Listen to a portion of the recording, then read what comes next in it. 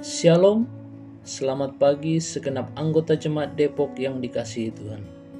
Selamat berjumpa dalam sapaan pagi hari ini, edisi Rabu 9 Maret 2022. Mari dengan penuh sukacita kita bersyukur atas napas kehidupan baru pagi hari ini yang Tuhan sudah karuniakan.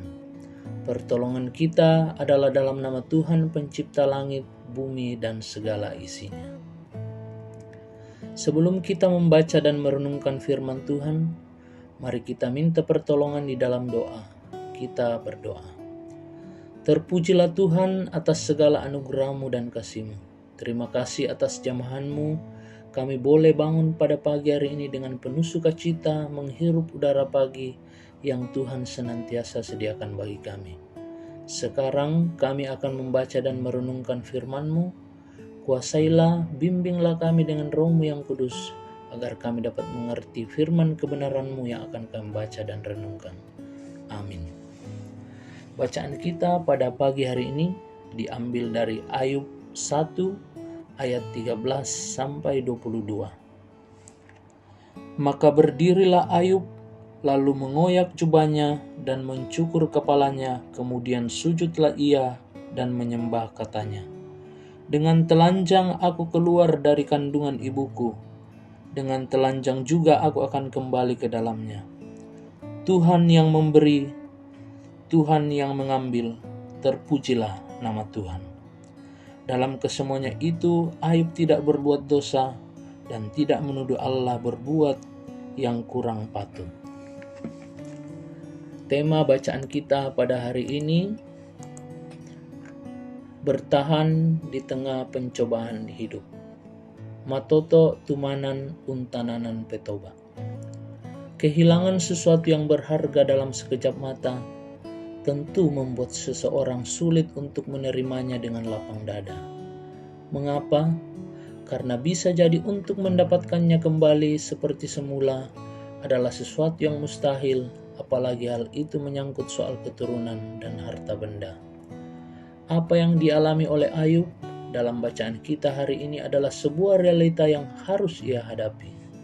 Dalam sekejap, Ayub harus kehilangan anak-anaknya, kehilangan harta bendanya, dan semua berita itu ia dengar dari orang-orang yang luput dari bencana yang menimpa anak-anaknya.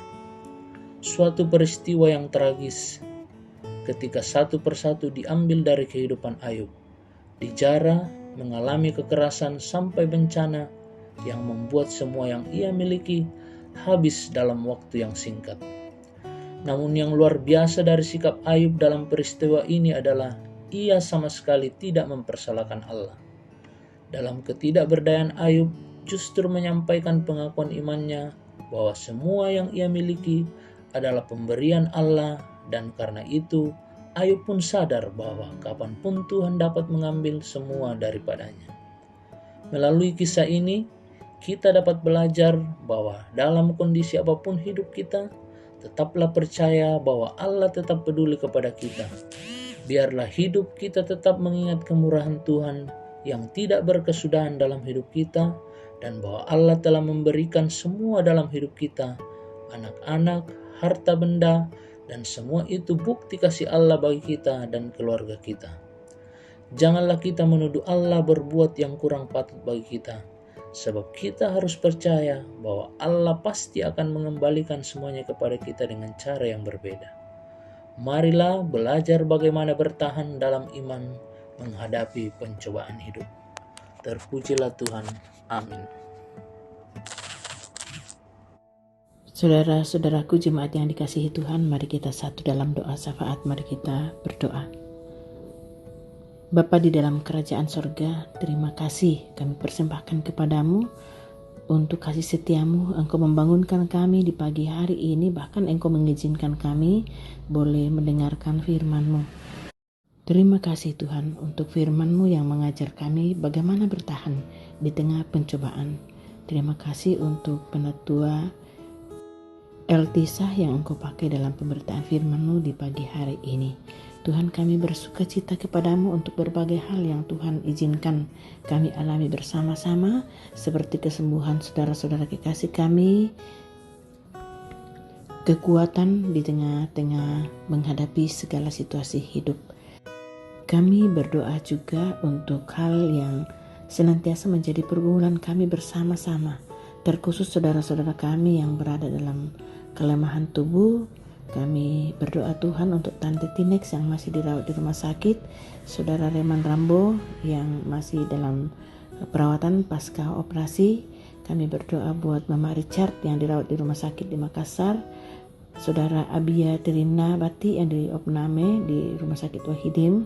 Kami berdoa buat kekasih kami Mama Retsa dalam proses penanganan medis. Kiranya kuasa kasih Allah berlaku buat dirinya untuk menghadapi semua penanganan yang diterimanya dan membawa kesembuhan bagi dirinya.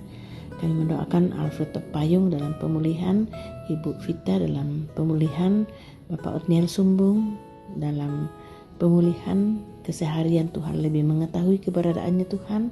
Engkau senantiasa hadir menguatkan dan menjamah tubuhnya. Begitu juga dengan Ibu Oktarin Tuhan, Engkau memberkati. Bapa dalam kerajaan surga, semua yang sakit yang tidak tersebutkan namanya dimanapun mereka berada, Tuhan lebih tahu. Tuhan menyertai, Tuhan memberkati saudara-saudara kekasih kami dalam kelemahannya. Tuhan, berbagai pergumulan hidup yang sering ada dalam hidup kami, kuatkan kami menghadapinya hanya dengan percaya dan kekuatan Roh Kudus-Mu saja. Bapa di surga, kami menyerahkan seluruh kehidupan kami hari ini ke dalam tangan kasih-Mu. Engkau memberkati kami, Engkau menyertai kami dalam segala hidup dan karya kami. Pemerintah bangsa negara kami Tuhan berkati. Gumul kami bersama menghadapi pandemi COVID-19 Tuhan.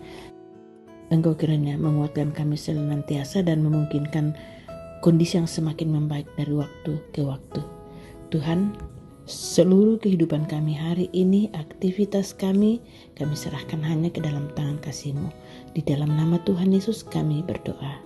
Amin. Saudara-saudaraku, terimalah berkat Tuhan.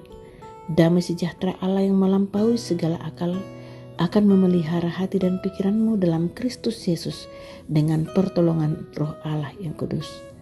Amin. Selamat beraktivitas. Tuhan Yesus memberkati kita semua.